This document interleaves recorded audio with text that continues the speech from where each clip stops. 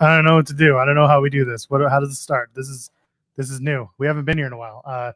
Joel and Kate at 8:07 p.m. Eastern. Is that the show name? Hello, friends. We're back again. Something. Get into your super chats. This is Joel Pearl, JoelPearl. Ladies and gentlemen, friends beyond the binary. I think that's the end of the show thing, but we are also allies at the beginning of the show, so why not? God bless you. I love it that somebody actually remembers my gimmick. I like it when you say things that are inclusive. I've been trying to remember to say that wrestling is for everyone and Fightful is for everyone, because I agree.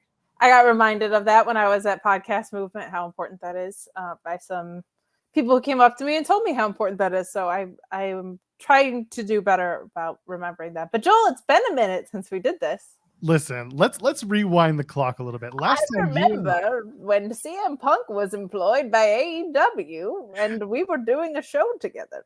Last time we did a show, CM Punk did have a job with AEW. True. In fact, the AEW hadn't even gone to the UK yet. They hadn't left for London yet. Jack Perry was still on TV. Unfortunately, we lost a few people, and we also had contracts not renewed. We've had people potentially jumping ship to other companies. We've had mergers and acquisitions. We've had someone show up on the Pat McAfee show to take away from all of those firings that were happening in order to say I might show up for a show that he probably won't show. We're going to talk about that. There's been a lot.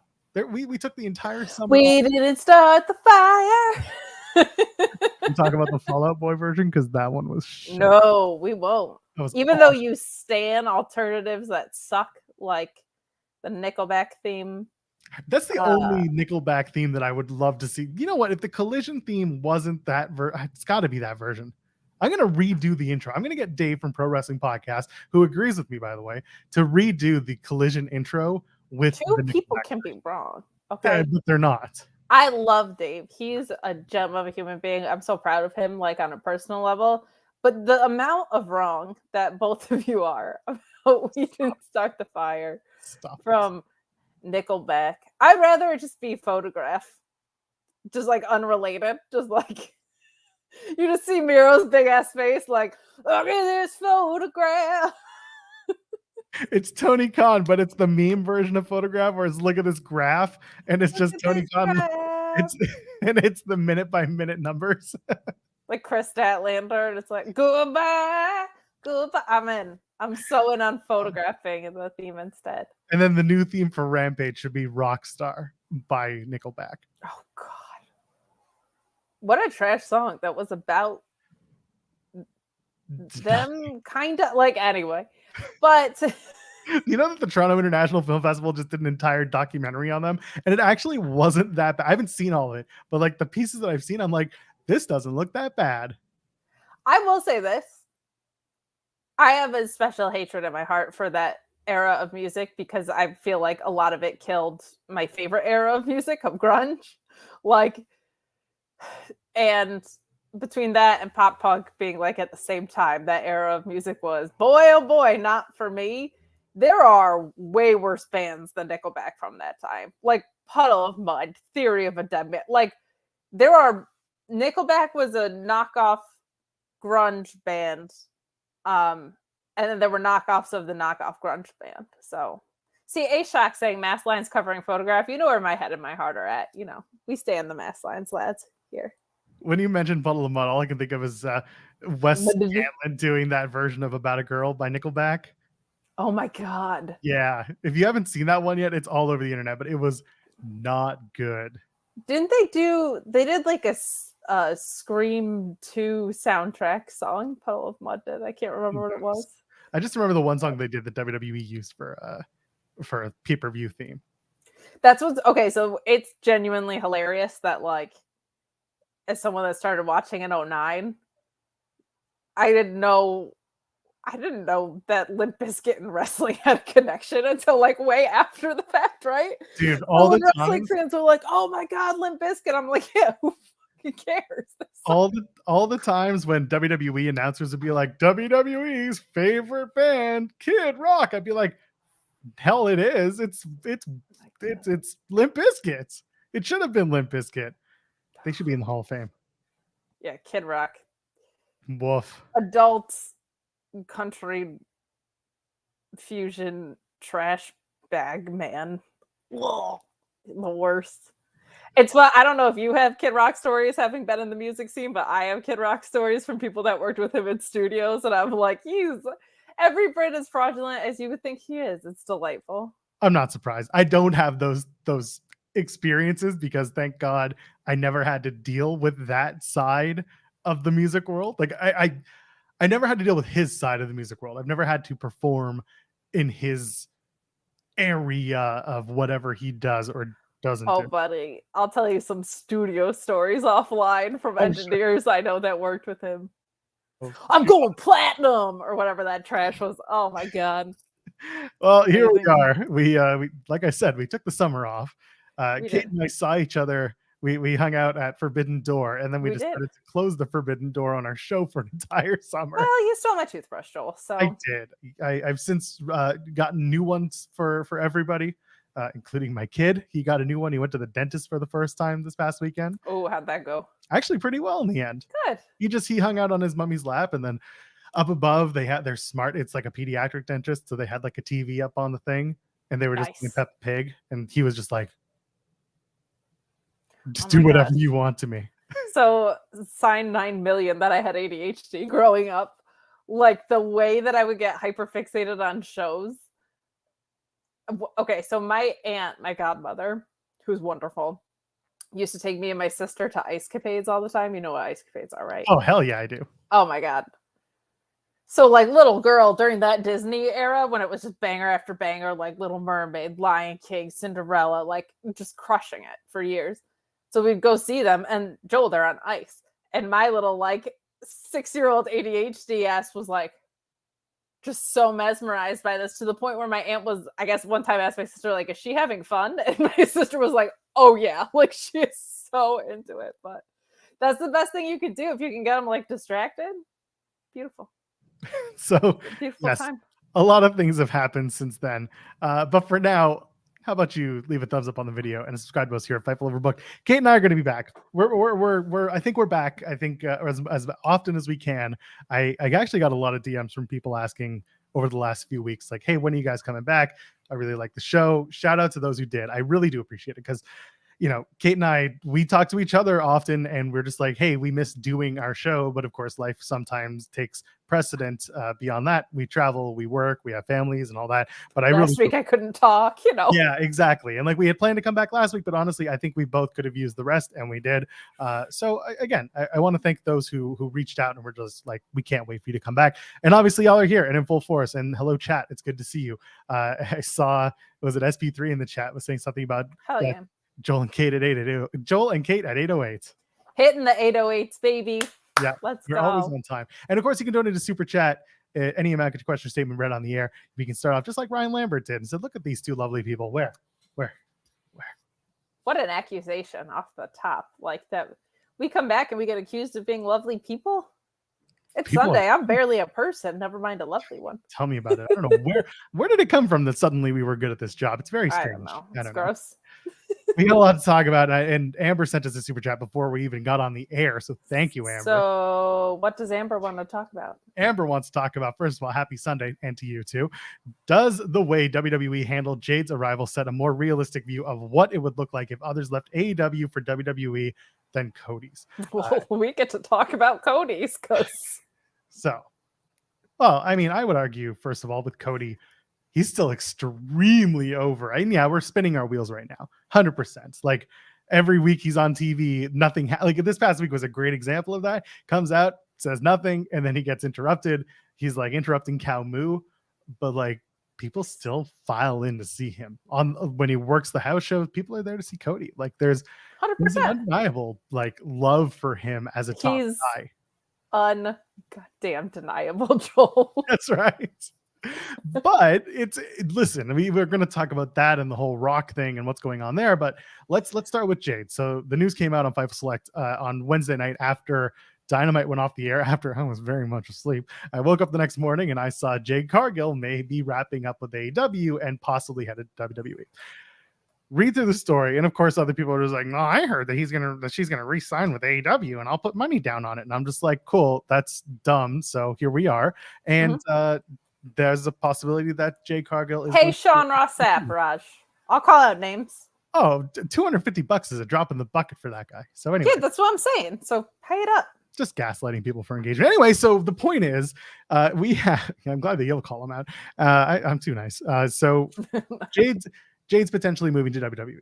I think it's great news for Jade. I mean, I hope to God she got paid very well, and I have no doubt that she did get paid very well. And on top of that, I have a lot of theories about why she may have moved beyond just wrestling. And Kate, I don't know how you feel about the move, but let's start first with the WWE side, and then I guess we're going to move outward. So, Jade, leaving AEW, what were your initial thoughts? So there are some wrestlers that when you pair them with certain ecosystems just make a tremendous amount of sense to me.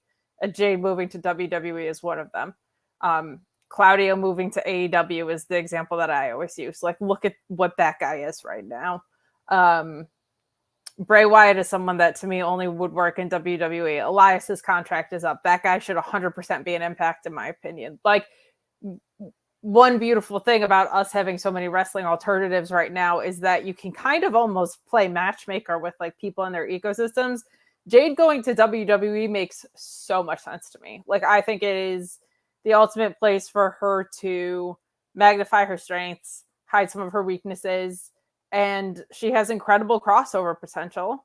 And I also feel like AEW may run into an issue with homegrown stars that haven't had a lot of reps that need a more structured environment like WWE to help their progress path along a little bit better. Like, there's a tremendous amount of freedom and room in AEW, but when you have never taken a bump in your life, like, to go from zero to where you need to be at, you need like a tremendous amount of guidance. And it sounds like when you hear interviews of her saying like, yeah, the first time I hit anybody with a steel chair, CM Punk told me how to do it because the first time was live on TV. I remember that because it looked like a video game chair shot. I feel like in an ecosystem where you have for better or worse, you have the Performance Center, right? You have NXT, you have Level Up, you have an incredible amount of off-screen guidance. You have Natty Hart, like, just around. Somewhere like that is going to be really, really helpful, I think, for Jade. And beyond that, just like the crossover appeal is something that WWE does extremely well in the ecosystem. So I think for her, it's a perfect move. I think for AEW, it's a wake-up call that, like, if you are going to grow people from the bottom up, you may have to reevaluate the way that you're doing things like that. I don't think they're in the business of, we want to teach a lot of people from 0 to 60. Like, that doesn't seem to be their MO, and I don't think with as deep as the indies are running right now, you need to, with like the style that they have. You know, I think the trench experiment, as well as it went, with his, I mean, he's undefeated. He never took a loss in AEW. I can say that much. Didn't take much of anything other than, anyway. No, big ol' 0-0 record there for Trench. You know, like, it doesn't seem like they're intent on creating that from the bottom up. And in my opinion, this is just outside eyes on things. They shouldn't be for what they do. I don't think you need to be. I would argue that WWE hasn't gone from 0 to 60 very well with many people other, like, they have been dying for we created this person from zero, like from ground up. And the only one that they've really done it with is Bianca. I think Braun Breaker's right there. Like, right freaking there. I'll add Rhea Ripley to that, by the way. But she was in the UK, right? I mean, in terms of the WWE system, I'm talking like, because she worked the Australian Indies for all of under 10 matches. Okay, that I didn't know. That's awesome. Good for her. Yeah, she very much came through with the Mae Young Classic and all that. And once she came over to WWE, that was like the beginning of everything for her. So I will put that out there. That's awesome. Yeah, then good for the ladies. Because they're the two like shining examples of that then. Braun Breaker's right there too. That guy has progressed ridiculously fast and is a really special force.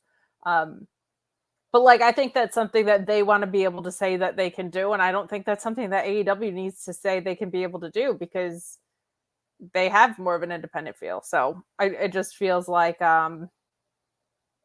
that's not where their resources need to really be invested that much. So those are my thoughts. I think Jade in WWE makes a ton of sense. And I think it's a big loss for AEW, but it's also like, well, you booked her to the moon, and then what? So it's tough, especially when her strengths are leaning more towards like charisma and presentation and overall presence versus like in-ring.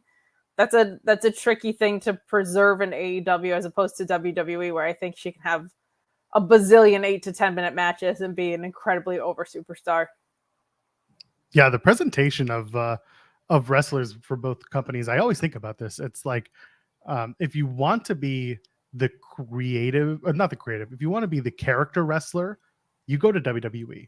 If you want to be the wrestler with a character, you go to AEW. And that's not a knock on anybody. That's honestly, it's how you perceive wrestling and how you are trained to wrestle if you are a wrestler.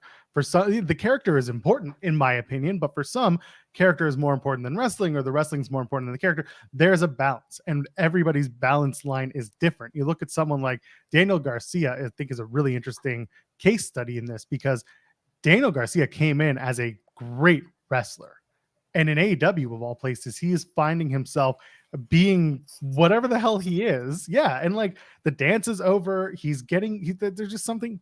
He's playing himself more while still being that great wrestler, and I think that's important. And then you see, in WWE, this is where the Jade thing comes in. She is a great character. It feels like she is authentically herself turned up to 11, which is the perfect pro wrestling character.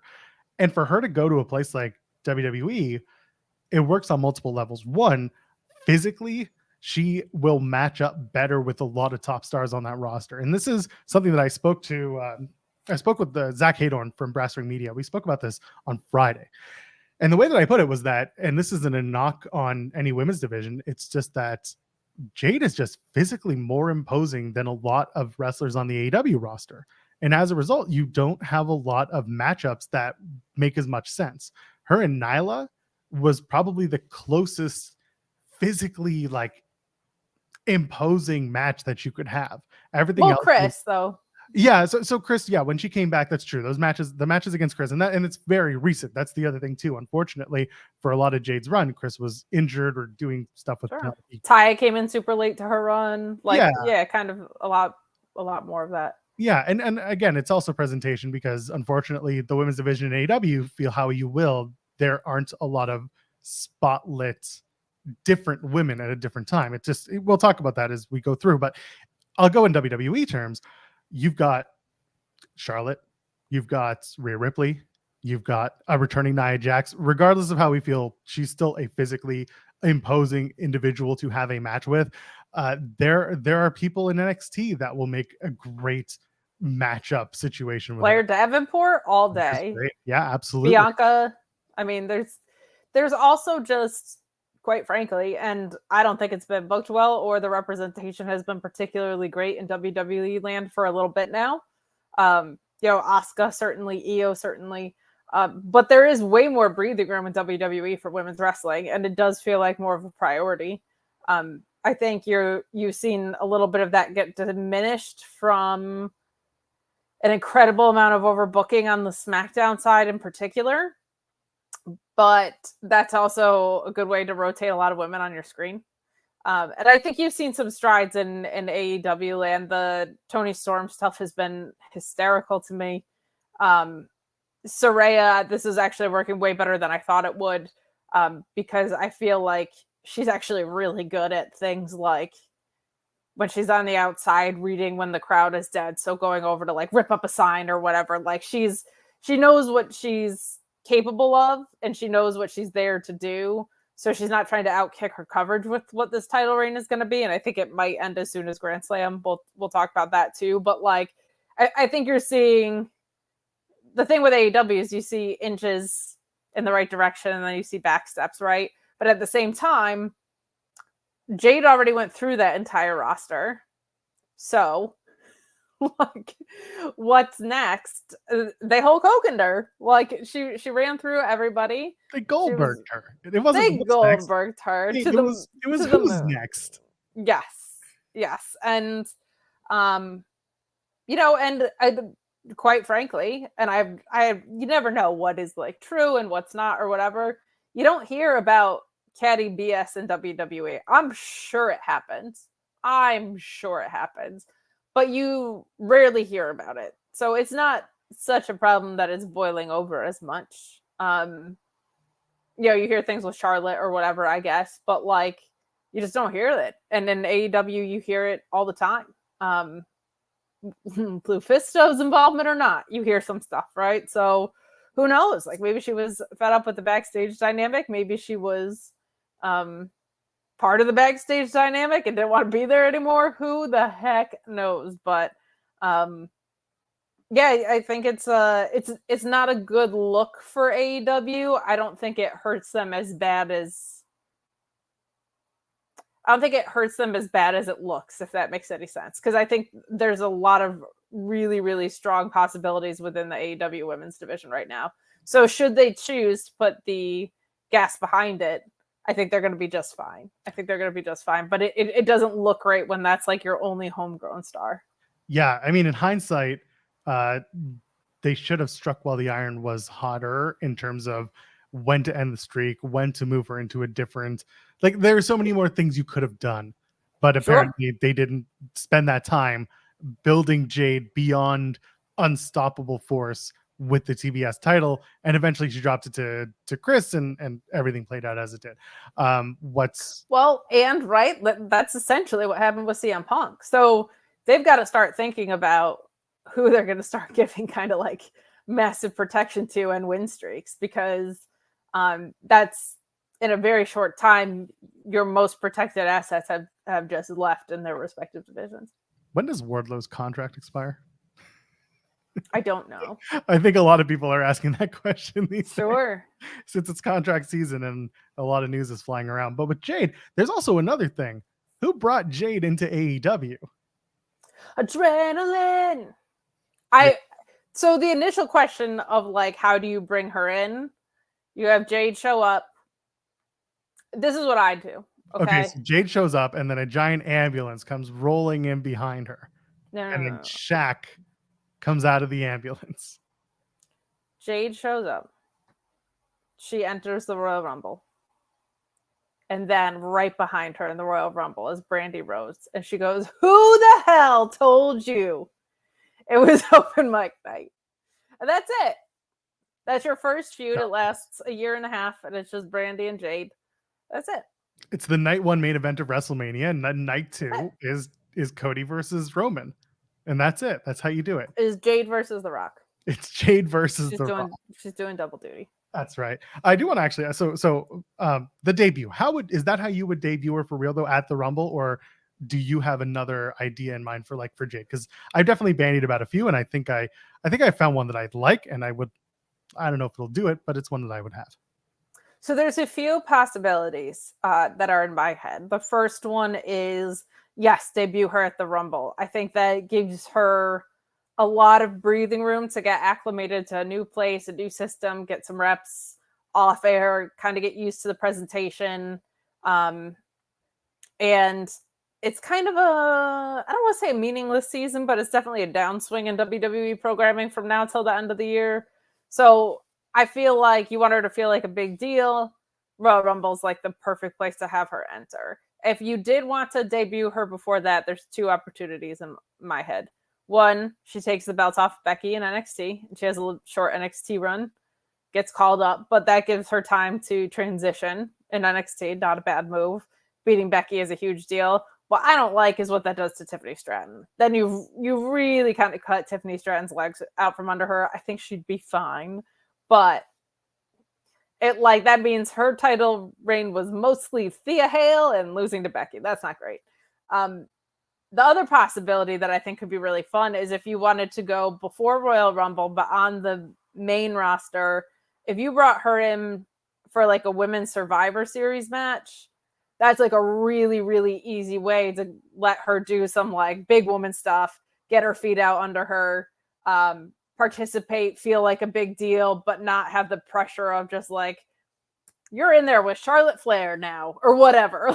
Like that's a really, really nice transitional sweet spot. And based on the fact that we've seen John Cena and The Rock kicking around WWE right now, I think there's also something really nice to the fact that like it doesn't feel like under the TKO era, as they're trying to like make a splash here, that is something that they like will be keeping the mentality of like, we kind of just give up from October till December, and then we start giving a shit again at the top of the year and into Royal Rumble. So I think that it would be nice to have something big happen on the women's side like that to kind of make that feel like a more balanced excitement. So that's probably what I would go with, of like, if you want to bring her into NXT, she beats Becky. If you want to have her debut before Rumble, have her come in at Survivor Series. But if I could pick my druthers, I would be like, get her reps, have her come in at Royal Rumble, feel like a huge deal.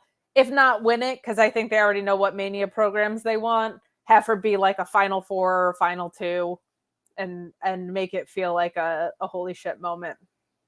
Did you see the Cena and Rock meme, by the way, from Friday? They look at each other and they both say, writer strike? Actor strike? I said that The Rock had Hug John written on his hand. I was proud of that. That was a good one. The Jade thing. Okay. Yes, I put her in NXT first. It's not a slight at Jade. It's Jade getting to know the WWE style of work and getting to know the cameras and what the expectations are. And again, that's not a slight at her work at AEW, because they would do that with anybody else. No, Dragon Lee's in NXT. Exactly. Dragon Lee's in NXT. By all accounts, they're doing the same thing with Brian Pillman Jr. Not that they're the same, but the point really being here is that they've worked AEW TV, they've worked cameras, but they haven't worked WWE style of cameras. So with that in mind, I would put her in NXT to start. And also there's a third, point to this. You've got the media rights deals coming up, and I don't think they're getting the upgrades to Raw and SmackDown that they expected, but because the NXT rates are so low, I think they're going to use all of the star power that they have to prove, hey, give us a big increase on NXT, because look at these people, look at these stars. And who do you use as an anchor during the end of this year? You use someone like Jade Cargill. I think that you have her come in. She can, honestly, they didn't announce that the breakout tournament, when it starts, when it is, who's a part of it. Have her tear through everyone in that breakout tournament. And then have her face Becky at Deadline, which I assume will be early December. And she wins the NXT Women's Championship at Deadline. She will have set herself up for a little bit. You can even have her show up at the Rumble, do the Asuka thing where she comes in, shows up on main, and then drops the NXT Women's Championship. Doesn't drop it, vacates it. Says, I'm good. I did my time, or however she says it without burying NXT. Just show up and then move on from there. But the point is here that in NXT, that starts to cement her as a star, because the first week that people see her, they will be saying, you got to look at this woman. You got to see her on TV, because she has the star quality that a lot of people do not have. And you see her once and you're automatically, you're looking at her, because there's that intangible. And you get that on NXT, and you get that against Becky, who is another person with that intangible, and there's a possibility for magic. And I think that's where it starts. So when you said have her do the Asuka thing, I was like, is she going to be like, no one is ready for Jade? Yes, please. Yell it. Yes. Until she can say that, I'm that bitch, she just has to say, no one's ready for Jade. And have her retire Asuka. Why not? Asuka's ready to tie him up and go home. She's going to go build her arcade in Japan and be super happy about it. Okay, so yesterday I had a migraine and it sucked. But I took some Excedrin, I went to bed, and I had the weirdest dream where I was, for some reason, yelling at Sean about Asuka's contract status. I have no idea why that was in my head. Like this. Like, why won't you tell me? Like, No, Sean it happened. That Sean, happened. it what? Happened. Okay, so it Yeah. did happen. Yeah. I It's gonna was be paywall. insane in my dream. I was just like, and he was like, well, she's injured, so she's not going to be ready for Full Gear, but that's all I can tell you. And I was like yelling at him as if he owed me something and constantly gives me scoops, neither of which are true. It was so bizarre. I have no idea. No, that really happened. If you are a Fightful Select patron on like the second highest tier, Yeah, I pay the 1,200 or whatever it is. yeah, it's there. It's there. Yeah. Sorry. Tell me, just like screaming into my phone, and he was so nice about it. I was Of like, I would course. have fired me in my dream. Why Well, was I so mean to Sean? Sean is just a very nice, even-keeled guy who doesn't go after people on the internet ever. Never once. Never. Never ever. Nothing. Sean already owes you money. No, we just got paid Thursday, so it was only for one show.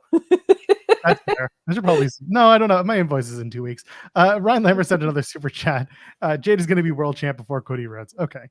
Before we get past the Jade stuff, I mean, Wait. We got to finish the other story. This is the Jade story. So this was the other thing. The she doesn't need to wrestle story. Okay. She will. Jade will wrestle. But here's the other thing that AEW, WBD wasn't doing for the wrestlers, and that is creating crossover opportunities into film and television. And Jade has made it very openly obvious that that is something she is very interested in. She wants to be the next Storm. She wants to be on TV and not just wrestling. And Endeavor, a new deal with that group, opens a lot of doors, and that's not a bad thing. I think that's smart. More than anything else, she doesn't need to. For all we know, she's going to come in, she's going to do a bunch of matches and be like, "Hey, peace, I'm going to go be in a Marvel film, see you in 5 years or whatever," and that's fine. She could be a major attraction that's not on TV. Do the Rousey route, I don't know, but now she has the opportunity to do TV and film, and I think that is a big reason why someone would make that jump over from AEW to WWE in her case. Not even just TV and film, but like all the red carpets, and I think Bianca has to deal with Fenty and stuff. Like, I mean, there's just so the bigger the platform, the more the exposure, the more the opportunity, right? So even if she wasn't financially motivated by the contract number, she might have been motivated by the potential that you can bring home in a WWE ecosystem, essentially. I love how there's someone in the chat whose name is Generation of Jade is already sick about Jade Cargill. Well, try being the biggest CM Punk fan in the world. My life was terrible for like 8 months. That show that we did was fantastic. You were broken in like every way. I was just so sick of it. You were so tired, and I still am. I know you were Orange Cassidy showing up to work even so after tired, Renee. And that's the problem. You can take a nap. Orange Cassidy, you were told to take a week off, and he's like, "Nah, I'm tired." But take a friggin' nap, Orange Cassidy. Bro, baby. The worst. Anyway, so yeah, that's kind of where my brain is with Jade. It's just it's an addition to her potential with WWE. I think it makes a tremendous amount of sense for her to go there. Also, Jade Cargill, UFC superstar. Obviously, yeah. Yes. Put on the gloves and just get to work. Her and Amanda Nunes or whoever. Just go. Her Paige Van Zandt gets out of retired. Yeah, gets out of her AEW deal. I can't remember how she signed with AEW. That's funny. She signed with AEW? I don't remember that. Anyway. You know what the best part about that? There we go. That's fun. Anyway, if you don't want to be here, you don't have to be here. So where are we? Okay, let's talk about Cody. All right. So The Rock shows up. This is so funny to me. I'm sorry. It's so funny. So The Rock shows up on Friday. He's on the Pat McAfee show. That's where it first starts. And everyone's like biting on this Rock quote where he's like, "Oh yeah, we were going to do 39 and then we couldn't figure out the creative, and then we couldn't figure out the money, and then we couldn't figure out where I was, and then we couldn't figure out how much." And then my publicist laughed you out of the room because Vince McMahon was mired in a sex and Donald Trump schedule. So there is that. I don't fully believe much of what The Rock said on Friday, because who's his best buddy in the whole widest world, Kate? Cody Rhodes. Nick Khan. Maybe Cody, actually. They might be friends. I don't know. But no, he's all like Nikki and me, and me and Nikki, and Nikki. And so I'm sitting there and I was like, Dwayne, I wonder, did you get a call from Nikki on Friday in the evening or Friday morning and just being like, hey man, we got a lot of people talking about our firings, our mass firings. Can you take the heat off?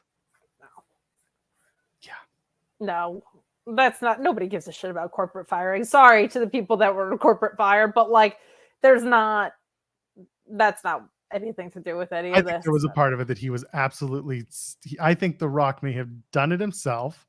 Take all the bad press that was coming with the merger and just talk about something else. Get people's minds off of it. Get the pundits and media people, get them off of it. They did it. I get you initially thinking that, but the fact that he showed up Friday tells me. I just think that was just an additional opportunity that, Pat was coming anyway. That's all that was. No. I like, even as someone who like hold on. Bad press. They were literally firing 100 staff that day. And this is the last time they did that. People were on their asses because it was talent. So don't give me that's bad press and that's a bad take. They did the same thing with the firings when they released a bunch of on-air talent that people got all up in arms about in 2020 and 2021, that they needed to change the direction of the story. They needed to divert, and that's what they did. And that's what they're doing with The Rock this time. Yes. No, it is the corporate VPs that are getting axed. And nobody gives a shit about that. I'm sorry. Like, I do as a person, but there's nobody that's tuning into SmackDown is like, I'm so sad that Dana Warrior lost her job. Nobody gives. Don't use her as an example. Anyone else? Jamie Horowitz. Oh wait, he was sexual harassment. No. I think you're. I'm gonna do this to you. Ready? Just to sound like a pretentious little bitch. Oh, please don't do it's not a work. No. As someone who was in public relations, for 10 years,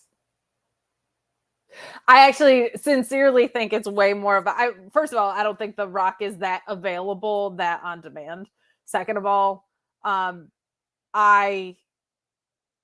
think it's much more of a statement that if you look at the timeline of like the scandals and The Rock, and you look at that guy will throw $1 million. I know, I wish I could mute me too. That's why I said it. That guy will throw $1 million at a cause to avoid like it being controversial. Like, he came back to television while a strike was going on, but he's like, I donated 7 figures to the to the writers' strike. Besties. So it's good. Best friends. Well, they donated $10 million to Maui, right? So I think it's much more of a statement, because for a completely original quote off the top of my head, it's all about the game and how you play it. Way more of a statement to me that after what you map out over the course of the past year, he's on the first SmackDown after the merger's finalized, is way more what I think the name of the game was. Particularly because if you just wanted a distraction from like corporate layoff world, you have John Cena right there already. You don't have to give The Rock a freaking payday to manage your PR stuff. Rock's already there. It's an old hat by now. I don't think Rock was already there until WWE appearance was scheduled. There's no way. That guy's not kicking around Denver for Pat McAfee. God bless him. But there's no way. And there's no way that guy is available, strike or not, on like a 48-hour cycle. There's just no way. So if you really just wanted a distraction, you send John Cena out to do press. He, in my opinion, is him and Becky Lynch are probably the best to do press in WWE. Seth Rollins is right there too. He does a really damn good job. But Cena can go to any morning show you want and make you forget all about corporate labs. And historically, us and our little alley, we care about the corporate layoffs because we know it sucks. Nobody else gives a shit. Of the like 2.5 million people tuning into SmackDown, maybe 10 of them care. Like, there's no way. I think there are some people who are involved beyond media, and I don't care about fans. In this case, I really don't. I think this is more of a media divergence, and I also think that this is a some people who have money tied up in TKO and WWE that they found that person. They found that person who can speak differently and take minds off of what was going on that day. No, the other thing is, like, it's not abnormal to have layoffs like this when you merge companies either. Like, this is not them laying off 200 talent during the pandemic. This is not malicious. This is just this happens when you merge non-combat sports companies. Like, this is not, it sucks, but like, it is not it's not even really a perception issue. This is just what happens when mergers happen. It's not a PR crisis that you have to call. Oh my God, that profile picture is amazing. It's not a crisis that you have to call The Rock in for. It's really not. So really, this was kind of the point. Rock was already going to be there. He was a guest picker on College Game Day, and I think because they already had the plan to bring Pat in, they asked Rock, "Hey, while you're here, hey, Nikki, can you just say some things, just get people talking about us?" And that's what that was. I don't think it's so much that they lucked out that Rock was there. I think there was a little bit the him showing up on SmackDown thing is separate, but the him talking about that on a McAfee show, knowing how many people watched that show, knowing that there were going to be people just biting on it, takes completely away from what the otherwise Friday news was. Don't think so. I think you wildly overestimate. I think you wildly overestimate how many people give a shit about corporate merger layoffs in pro wrestling. Because and I can name maybe 4 names that got laid off, and we are extremely close to this. Yes. And how many people give a shit about what The Rock says at the But my point being here is that people were sitting around because there were other outlets saying, "Oh, I heard there were going to be talent releases," and so all day you're just sitting doom and gloom who's getting released, and you got people like Drew Gulak tweeting out, "I love my job, I love my job, I love my job," and that gets people talking about who was released, who wasn't. In this case, he wasn't, by the way, at least not outwardly, and that is when you have people like The Rock be like, "Let's stick away from this shit for a minute." Yeah, but they didn't lay them off. If you were gonna No, if you were going to use The Rock for still in belief there. There's still a belief amongst fans. Let me finish my sentence. No, I don't want to let you are going to lay off talent, which I think cuts are probably still coming. You save The Rock for that shit, not for, oh no, the VP of marketing and digital media got laid off in a merger, which happens all the fucking time. It's an unfortunate circumstance of the world. No. Nope. I'm telling you, man. I think there was more to it than people are giving it credit for. I'm telling you, I think it was way more of a statement that The Rock showed up after Vince McMahon was no longer the controlling stakeholder of WWE. The second there was an opportunity for him to show up. Because if you look at the map of The Rock's appearances and the rise of the scandal from last year, and you look at him talking about having WrestleMania 39 locked in, yeah. I don't think it was that he wasn't in ring shape. Someone telling me to let you speak. That sounds awful. I don't want to do that. Yeah, let me speak. Joel, don't you support women? No. Ryan Lambert says, Joel, just be happy we still have the Raw Twitch stream. That thing, that sidecast is still awful. You ever watch this? No.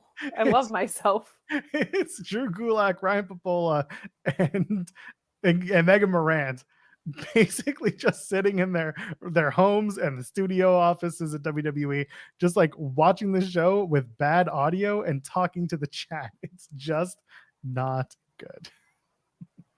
Well, no, then I'm not going to be tuning into that. I watch for 5 minutes every week. And here's the thing. Drew Gulak is a great wrestler. Yes. That's it. I thought we were going somewhere with that. No, that's all. Wonderful. Rock. I don't care to see him at WrestleMania. Wow. I don't. I understand that the people are like, "Oh my God, we could do Rock and Roman." But first of all, if you're gonna do Rock and Roman, get the title off of Roman. But also, Rock is not. I don't think it's going to be a good match. I just don't. No, of course not. But like at that point, why the hell do you want to do what? Because The Rock's going to do a 20-minute intro and then Roman, not to be outdone, is going to do a 25-minute intro. Like, why do you care about the match? The story, sure, it's never really been there. It's always just been people saying like, well, you can't talk about the head of the table without talking about The Rock. Well, okay, so what happens when The Rock brings that up? Are you going to pull at the straws? Like, what's the story? Why do we care? And why should it be over a WWE championship? Is it a WrestleMania main event? Like, what are we doing here? Well, yeah, of course it's a WrestleMania main event. So no, Cody should have won the titles at Mania. Like, he just should have. This is so stupid that this is happening with the title, and it's so stupid that Roman's not showing up till freaking November. It doesn't need it. I think the story they're going to tell is that in order to claim yourself as head of the table, you have to have the title, right? That's the thing that defines you as the head of the table. Here's the thing about the table. It's now empty and in chaos. Nothing with Jimmy Uso makes any fucking sense anymore. Jay doesn't want to be there. They're probably going to be fighting at Mania. So my bigger thing is, what table? Are you fighting for custody of Solo Sikoa? All right. Rikishi's already got that. Yeah, exactly. So like this head of the table shit is silly to me. And it definitely doesn't need the title. But it is genuinely, sad but hysterical to me that they were like, Cody, you're not going to win. You're going to go on this path of adversity, and then you're going to have this triumph redemption arc. And they were like, nah, we're bringing The Rock back. So you're just going to look like a fucking loser for 6 months. I think they should do it at SummerSlam. First of all. And you're going to face Dominic Mysterio a second time, even though you beat him clean for no reason. By the way, I think you're going to be talking about Cody Rhodes on Tuesdays in about a month time. So get ready for that. Wolf. Yeah, have fun talking. It'll be October 10th. Cody Rhodes will be on NXT that week. Adrenaline.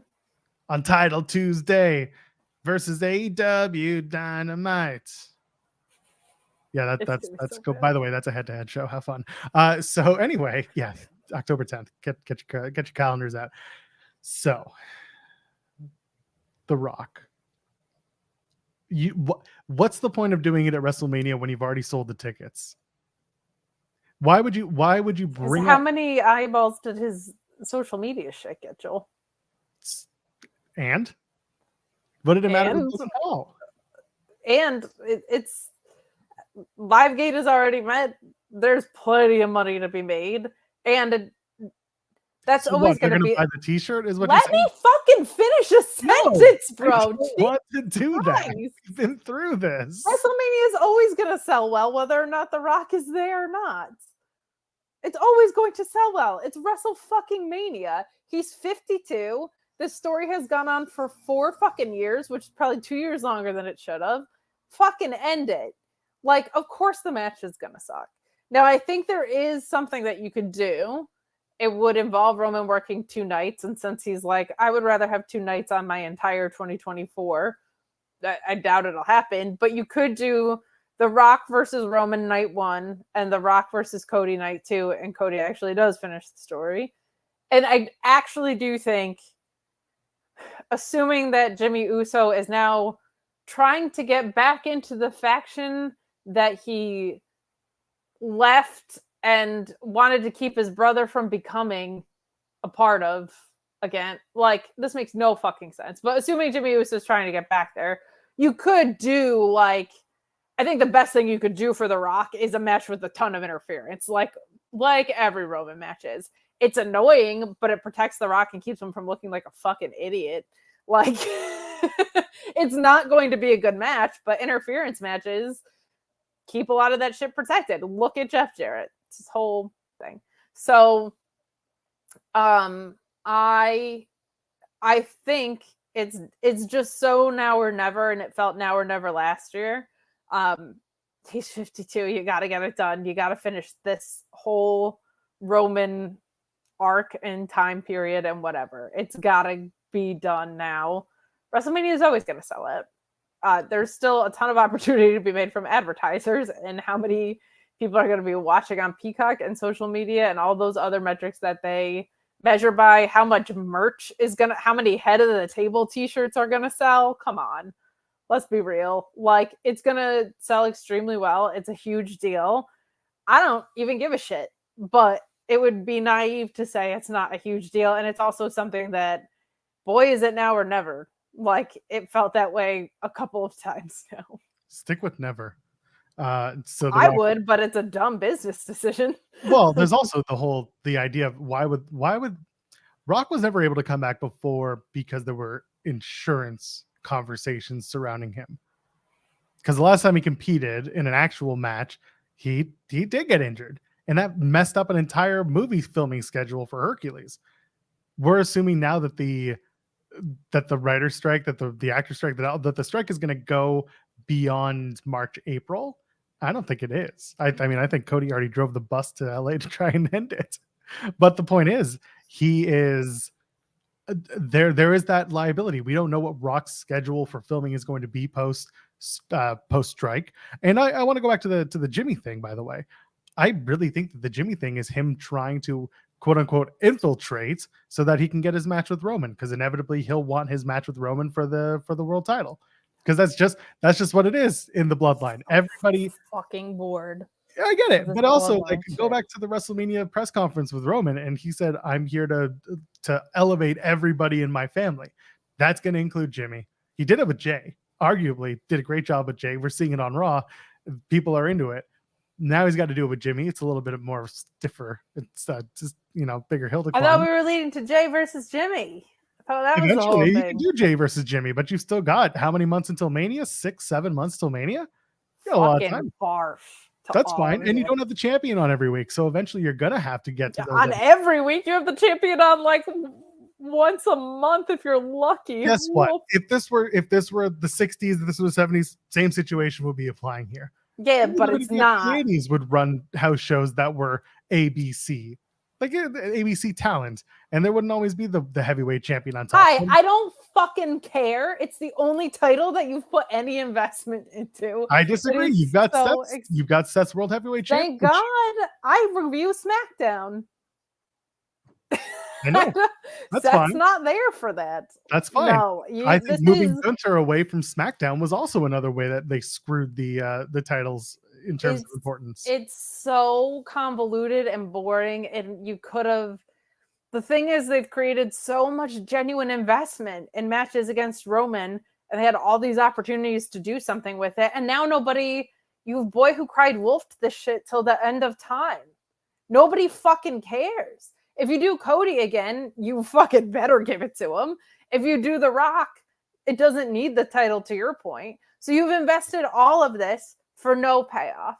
It is so stupid that you would invest 4 years into a title and have him drop to somebody who's inevitable or somebody who doesn't need it. Like, this is so dumb. When you could have done it with Drew, you could have split the titles with Drew, could have done it with Cody, could have done it with Sammy, could have done it with Jay, could have done it with Solo Sikoa, which I don't think they're going to do. Invest all that time into a title to not really pay it off is so stupid and exhausting. And also, by the way, makes the part-time schedule all the less effective. It is so dumb that he's on a Brock Lesnar schedule with the title. So dumb. It doesn't phase Brock Lesnar, God bless him, actually came to work on a pretty regular basis last time around. So I love this because no, he didn't. And people love to do this whole Brock Lesnar defended the title more. No, I went back and I looked at that. He had the title from Rumble and then had one defense at Mania.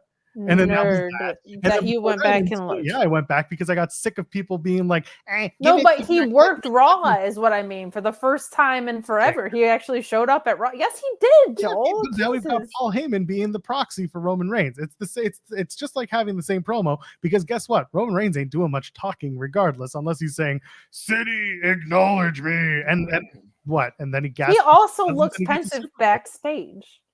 Yeah. I'm fine with Paul Heyman. Dude, people were in on that Brock babyface thing, and he was actually working. I mean, Brock, comparative to Brock's schedule, he was around way more this last run. Yes, he wasn't defending that much more, but he wasn't supposed to have a title because he screwed Big E over and ruined everything. They did. It was something else. Let's get a couple super chats in. Caden saying, let's talk about The Rock returning in Fast X. I would not. And honestly, talk to Jeremy about it. Yeah, there you go. Send a super chat tomorrow asking the same thing. He's not a one-off. You're gonna get the same answer. Honestly, I think The Rock was a one-off, says Caden. I don't think it's a one-off, but I don't know how quickly we're running to WrestleMania. That's emotional malpractice if it's a one-off. Ronald Hollick sends a super chat saying, when Dynamite and NXT go head-to-head on Title Tuesday, that's October 10th. Titty Tuesday. October Titty Tuesday. Is that going to be the Adversity Tuesday? Adversity Tuesday. Do you think that it's too early to debut Jade on NXT? No, I would have already debuted her by then, or put her in the breakout tournament and make the finals of the breakout tournament that Tuesday, and then have Cody Rhodes versus Dom Mysterio for the North American Championship, and Cody Rhodes wins an NXT North American Championship, and then he does the deadline fatal 5-way ladder match for the North American Championship. He doesn't win, but he doesn't lose, because he just doesn't ascend the title or ascend the ladder fast enough. Someone else wins. And then Cody says, bravo. Now announcing the 2024 Dusty Cup, because I love my daddy. And then that's he was Dusty's kid? That's apparently what he did. We were all Dusty's kid, Kate. Aren't we all the children of Dusty Rhodes in a way? Haven't we all fallen on hard times?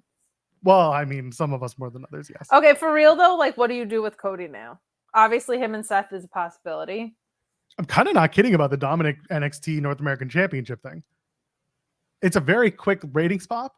He shows up. He just says, "You're a bully." For Mania, what do you do with Cody? For Mania? No, I do Roman. I do it again. I come back around to it. If they say no, it's just going to be Roman and The Rock. What do you do with Cody? People are joking about CM Punk, but honestly, that's probably the one where he's like, "You ducked out before I came in," and then Cody's just like, "Yeah, good reason for that, Seth. I want a match with you instead." If you bring back Punk, you got to do Punk Stone Cold, right? I mean, no, I wouldn't. In fact, if I'm Kevin Owens, I'm advocating for that not to happen. God, I just don't have any interest in Punk and Cody. I get the impetus. Baby Dusty's kids were the friends we made along the way. It's true, Cyclops. No, I feel like if I'm picking anybody on the roster, it's either Kevin Owens or Seth Rollins. Like, Seth Rollins, CM Punk is a fucking program. Seth Rollins, Kevin Owens is a fucking program. I don't know what you do with Cody. Part of me feels like Cody Gable for the IC title to finish that story. It's his dad's title. I think Gunther has dropped by then. Sure seemed like we were setting that up at the end of Rumble. We were getting like Gunther and Cody. US title. Who would be holding it by then? Santos Escobar, maybe. I don't know. It is a creative little pickle to get yourself out of. We're gonna make you earn your way back up, and then so you're gonna have this downfall arc essentially. And then right about the time of the year when you would be on the redemption side of it, you are going to instead get derailed by The Rock. Because to your point earlier, there's not a lot of bigger stars in wrestling than Cody Rhodes right now. He is extremely over. Political campaign Cody Rhodes doesn't do a lot for me. Like, he comes across as a Ken doll. I'm not like that into him, but like not because of his ability as a performer. Like, the booking has been weird. The promos have been inorganic feeling a little bit, but I feel like he's tried his best with all the Brock stuff. Like, it's not because of him. I have a tremendous amount of respect for him. And I think a lot of people really like Cody. There's not like a lot of bigger stars than Cody in wrestling. The Rock is one of them. And if you have The Rock, you have to do the thing. It's so funny because people got so mad when I said this on Friday, and I knew they would, and I don't care. Stop reading the comments, Kate. Only when I go back to clip something do I ever see the comments at all. And sometimes I'll look at the Sour Graps ones because we do puns, and people will leave puns in the comments after, and I think it's the funniest shit out of context ever, where it'll be like, we did fruit puns, and people will be like, Cranberry Horowitz, just as a rogue comment under a video. So that shit pops me to no end. And it wasn't even the comments, it was in the live chat. Like, people couldn't believe what I was saying, and I knew they wouldn't, but I didn't care. Like, I didn't watch the Attitude Era, so while I completely get the value of The Rock and why he's so special, it's like extremely obvious. I don't really give a shit. like I do, but if you're asking me like, okay, are you hyped for The Rock's return or CSJ versus Danielson at Wrestle Dream? Guess which fucking one. Like, I have no attachment to the era a lot of these guys are from that come back. Like, Cena was at least the foil to my favorite guy, right, with CM Punk. So like, Cena I have an attachment to. The Rock I understand the impact of, and him and like the Punk heel work with The Rock is some of my favorite. But to me, The Rock was coming back being like WWE Universe, candy ass, whatever. Like, it's always felt like a greatest hits of something that feels incredibly dated to me. So I'm not like super invested. So I get it, but I don't care the same way that a lot of people are going to care. I watched the Attitude Era. I watched The Rock's Ascent. I watched everything that came and went before it. And I like The Rock. I do. But also I'm not interested in The Rock in 2023, 2024 having a match when there are so many other talented people who are half of his age, maybe a little older, give or take a few years, who deserve that spot. And we were doing so well last year with WrestleMania and having no like part-timers in the main events and not be, No, we had John Cena kicking off the show because he didn't give a fuck about Austin Theory. Fine by me. I don't care at the part-time show, but if you're building the show on the backs of the part-timers, which even 38 to a certain degree, the Stone Cold KO show, yeah, it ended up finishing the night off, but it wasn't like the 1A match or story heading into the show. The who's gonna face Seth Rollins, and everyone knew it was Cody Rhodes. It was Brock and Roman for night 2, but like the winner take all thing. But at least like they were on TV more. It was starting to move away from the part-timers, and it felt like 39 was the beginning of that.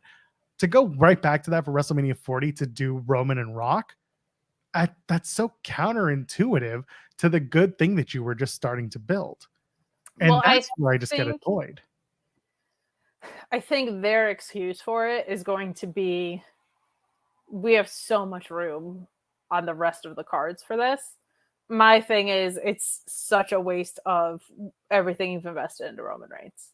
Like that's my big thing, is like, if the payoff is going to be The Rock, like if The Rock wins and then loses to Cody the next night, God forbid, or like if The Rock wins, it's a waste. If Roman wins and continues his title reign, woof. If Cody wins at Rumble and Roman goes apoplectic and they just do The Rock versus Roman without the title, that is great. Like, that feels perfect. But having the title wrapped up in this is just way too much. And that's it. If people in the chat who are giving us shit and being like, it's not for you, it's for others. No, that's the problem. It is. I used to call it casual mania, and I still kind of do, and that's fine. Yeah, of course, because casual fans are the ones who are mostly buying the $50,000 seats in the front row, and that's okay, man. They don't care about corporate layoffs, is my point. But but The Rock does, so he talks about it. He diverts the attention. But really, here it's that you've got the title wrapped up in this, and that's where you don't need it wrapped up in. You can do Rock and Roman at WrestleMania, and that's fine. But take the title off of Roman before you do it. Give it the family tie. Don't do the world title. Family ties? Oh, great show. I would also say to the people in the chat who are like, this isn't for you, I'm like, that's my point. Everything in wrestling should be booked to my tastes on every card, on every show. Art in general, and wrestling is no exception, is a world of absolutes. And it should absolutely be catered to what I think is right and good. And everything else is terrible and should go scratch. There's no room for gray area. Every card should be catered to what I like. AK Dub. That's right. All Kate Wrestling. See, you get it. Ryan Lambert sends a super chat saying Cody and Brandy Rhodes versus CM Punk and Jade Cargill at WrestleMania. I'm telling you, man. Who the hell told you it was WrestleMania open mic night? That's right. I'm telling you, Cody and Brandy versus Shaq and Jay. Bring Shaq back, baby. Let's do that. How I beat Shaq. I put him in an ambulance. Aaron Carter live performance. Let's go. Isn't Aaron Carter? Oh God, is he? That's right. He's gone. Oh no, Nick Carter can do it in tribute. Done. Let's go with that. I'm pretty sure Aaron Carter. Yeah, he died in 2022. That's sad. That is sad. It's okay. I've made those gaps myself. And then Jay Miller sending a super chat saying Punk beats Roman at Survivor Series. Cody versus Punk Mania Night 1. Roman versus Rock at Mania Night 2. I don't want to start giving the CM Punk stuff yet. I don't think it's happening. I think if they bring in Punk, it's going to be very quick and dirty and like just like a stay in your locker room, Cody. Or sorry, Punk. Stay in your locker room. Just hang out. We'll come and get you. Don't worry. Here's the bus, the Magic School Bus. Just stay here. We'll come and get you when you're ready. And that's it. I think Punk is going to be more than we can say for London if anybody's coming to get him. So he could have taken a damn Uber. He chose to take the tube. Based on the comments from Nick Khan on that call, it did not sound like they were excited. Now, everyone's a carny and everybody's working all the time. Don't get me wrong. Oh my God. If you pop into a Sunday night wrestling show to fucking say a promotion sucks, you are just get a fucking hobby. Tony Khan sucks. You're such a fucking loser. Listen, God, I have no patience for that. Tony only sucks when he doesn't get a bottle of water for the media with the press scrums, okay? Yeah, well, we know how you feel about that. Me too. I still bring that up. It was hot in there. I know. I just watched Will Ospreay and Kenny Omega have one of the best matches of all time, but it was warm and it was light. Get your own glasses. Okada and Danielson. Oh, I'm so tired. Fucking Joel. I was tired for that. It's true.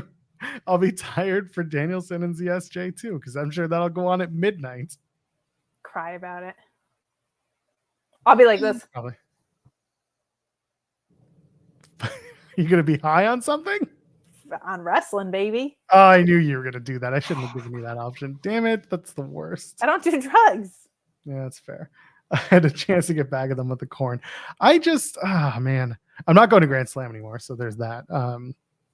It's expensive. I know. I kicked you out. Right. First my sister's apartment, then Grand Slam altogether. Narrowly survived dehydration. It's not true. I was sitting next to him. He was fine. I offered him Twizzlers and popcorn. No, but this was after the fact. After we finished up in the... this is when we were going to the media thing. God. This media thing. Yeah, the media thing. You know, the place where we ask questions. Yeah, no, I got to ask Bryan Danielson a question. It was a great honor in my life. I didn't care if I had some fucking water or not. Should have asked Tony, where's my fucking water? He probably would have gotten me some, too. That's the best part. He probably would have, like... Literally, Will was right there. He found you. Here's a scoop. He brought you cake from catering the night before. I'm sure he could have found you a water. I think he stopped replying to my DMs because of the cake incident. Probably. I should have had our other friend bring me the cake because she was the one who told me all about it. See? It was good. Yeah, I'm cursing a lot today. Sorry. Yeah, seriously. You're just dropping the bombs tonight. I'm very annoyed. How? It's Sunday. Everyone's happy on a Sunday night.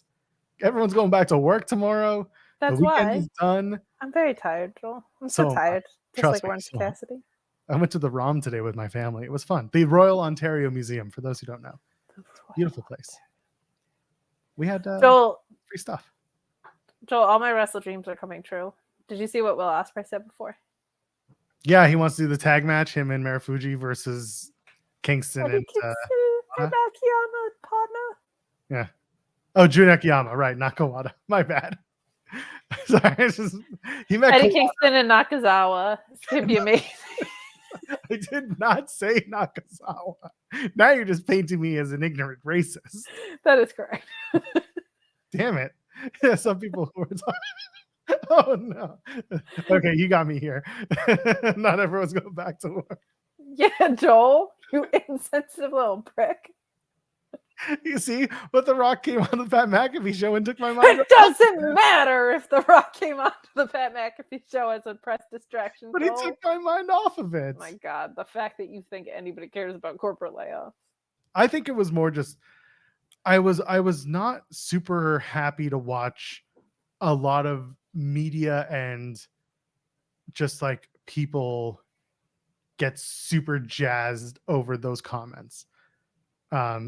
To me, it was just a weird. It was just weird watching it in real time.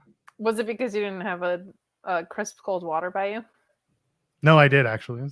This thing. Oh wow! This was full. It was ice cold. It was good. Would you like to sponsor me, company that makes this water bottle? No, I ain't saying your name on the air. Give us money first. CM Punk will break his glass ceiling at Mania. His sugar glass ceiling. His sugar. If it's there in time. Do you think he'll cut a promo and be like, "I don't work with real glass"? I do not. Do you think he'll come out to "Cry Me a River" by Justin Timberlake? No. Do you think NSYNC will reunite for a one-off performance of "Cry Me a River" by Justin Timberlake at WrestleMania 40, and then they will turn it into a live performance of "Cult of Personality" by Living Colour? Great band, by the way. I go back and forth with the great band thing with Living Colour. Amazing live. Not a lot of bangers outside of Cult of Personality, to be honest. Dude, that album that Cult of Personality is on, that whole album is fantastic. It's got some good songs on it. Letter to a Landlord? Come on.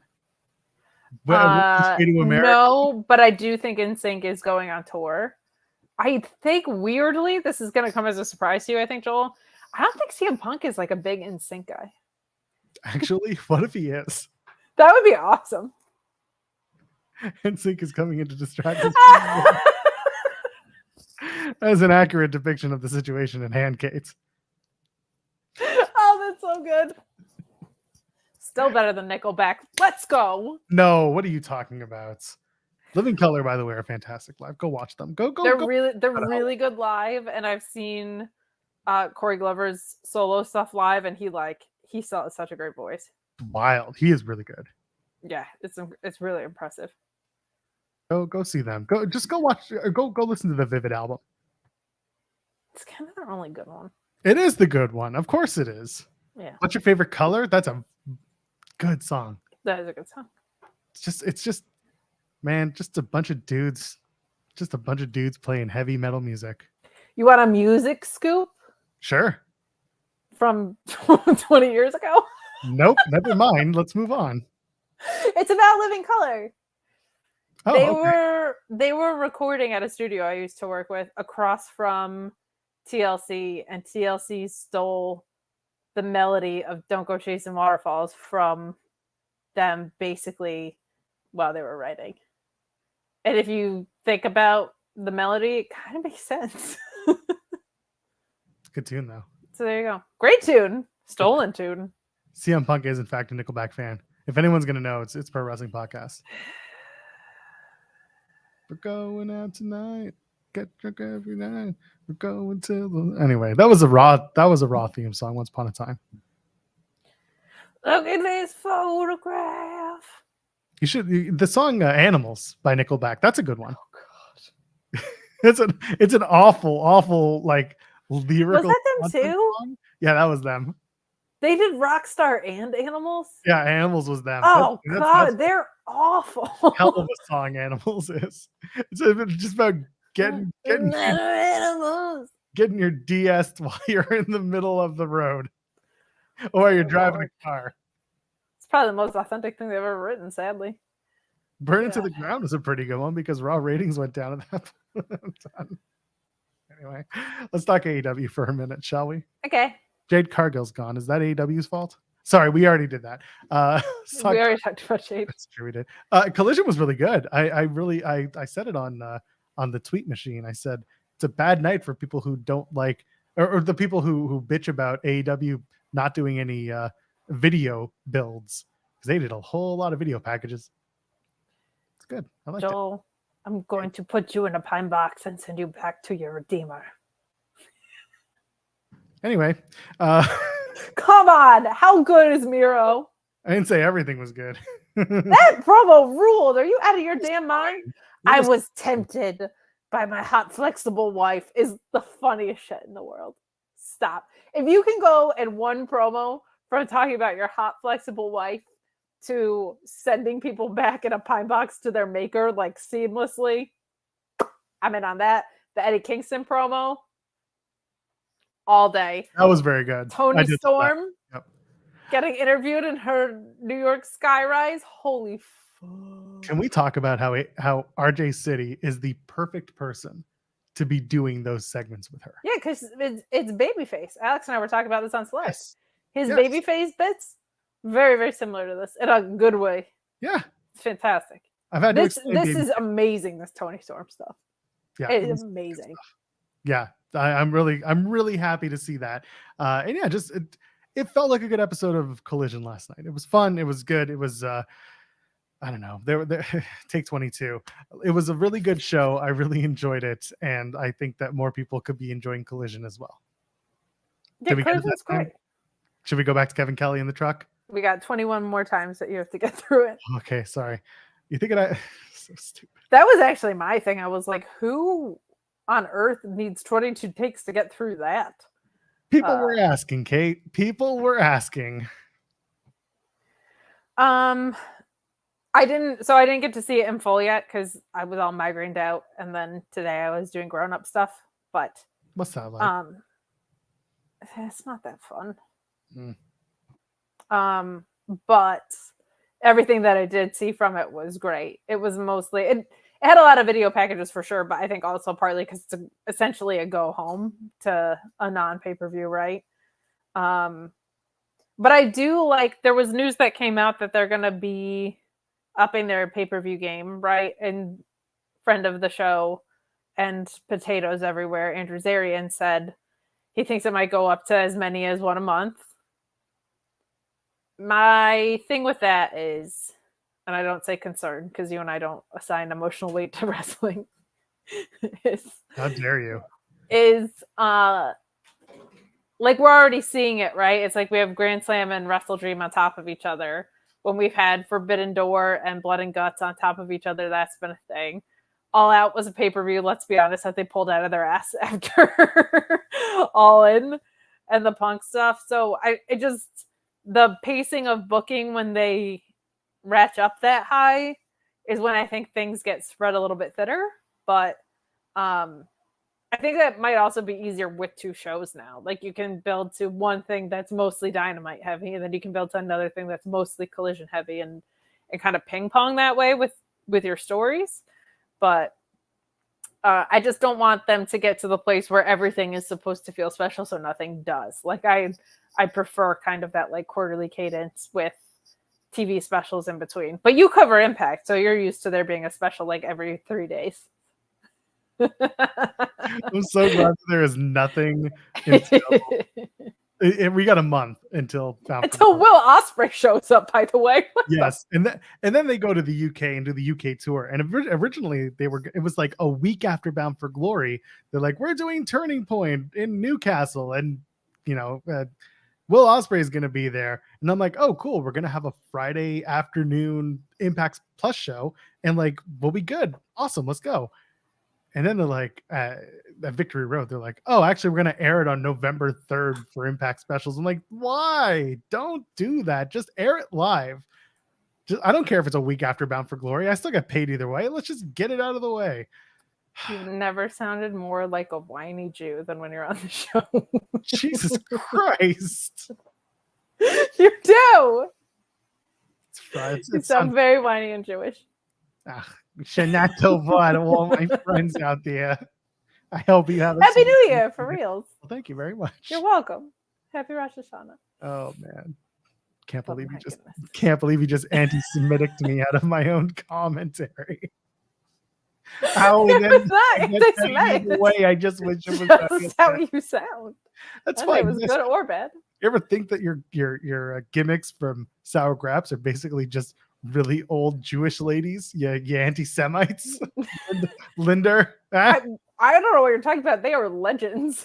Yeah, legendary racists. They're not racist. They're gaming racists. Sorry, that's from a video none of y'all watched. That's a Tommy Tallarico reference. Nobody knows who that guy is. And we need to go back to not doing this show anymore. We're off the rails. Oh, we should start doing it weekly because people still like us. Maybe we'll put it behind the paywall. Not select. Maybe we'll make it a members only show on Overbooked. Oh Lord. Would people like that? Would y'all pay $5 a month for this show and other things? Would you? I don't know. We'll do the WrestleNomics, their Patreon version. You get one free one at the start of the month. And then the rest of the month it's behind the paywall. I respect it. It's working for them. Y'all want to do that too? We don't have other stuff.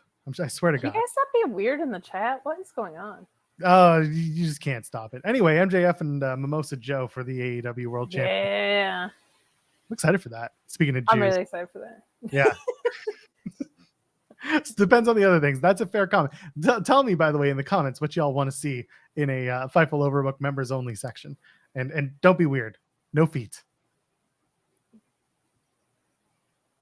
Don't be weird, Kate. I'm not being weird. There it is. Anyway. It's so weird. That must have been Sean. It must have been Sean because he definitely has access to this. Mimosa Joe, MJF. How do you feel about this? Did you want this match or were you more looking for Roddy Strong and MJF? I feel like both are going to happen, so I don't really care like what order it happens in. I'm really happy for Samoa Joe. It went up on Fightful Select that this was the plan anyway, which makes me happy that it happened to come on the back of like him being such a stabilizing force at All In, like with what happened. Because I was wondering if they like maybe turned up the gas as a thank you for being the guy who like gets him to get his shit together and go perform. But this was always the plan. It's a great plan. I love that Samoa Joe is kind of having this second or third wind or whatever. This is really, really, really good. But I love that this is happening in New York. And because it's New York and the callbacks to Brooklyn and stuff, this probably should be the thing that happens here. They could ride out this Roddy Strong's neck thing for another month and a half if they want to. Like, it's fine.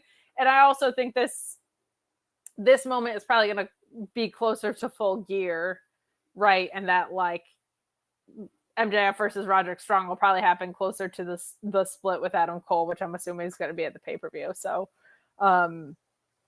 justice for Roddy's neck. And that should be really the setting this up was great. Like their match was great, but like there's a bigger issue at hand here, and it's Roderick Strong's neck. The way the match should have played out, MJF, Roderick Strong, Grand Slam, they both come out. They're both wearing neck braces because they've been beat up so bad by other people. And they start the match doing neck spots where they hurt each other's neck. And then because they're both heels, in the middle of the match, they both do that dramatic removal of the neck brace. I'm totally fine. And then part 2 and 3 of the match is just them having a kick-ass match. And then MJF wins somehow. I'm in. And I also feel like Pulaski put this really well. MJF is doing like a greatest hits of babyface work. And it's like over the top, and I love it. It's great, but it is like it's a parody of itself almost, which is so much fun. So I think you could even do like with an MJF and a neck brace.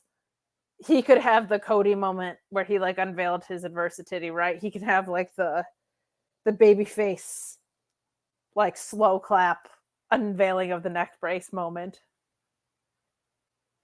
Do you believe that MJF is a babyface right now?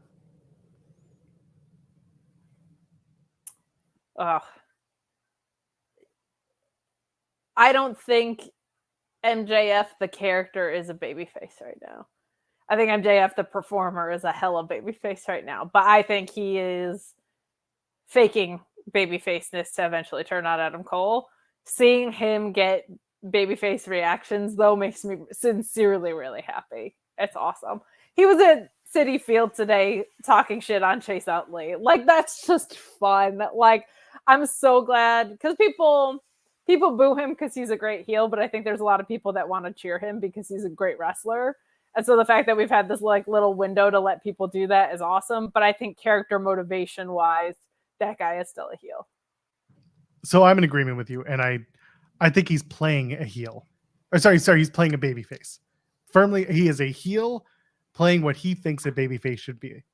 And people are eating it up. And that is kind of the best part about it, that there are people who are buying it hook, line, and sinker that he is a babyface, when in reality, he's just this over-the-top heel who's doing what he thinks a babyface should be doing and acting the part.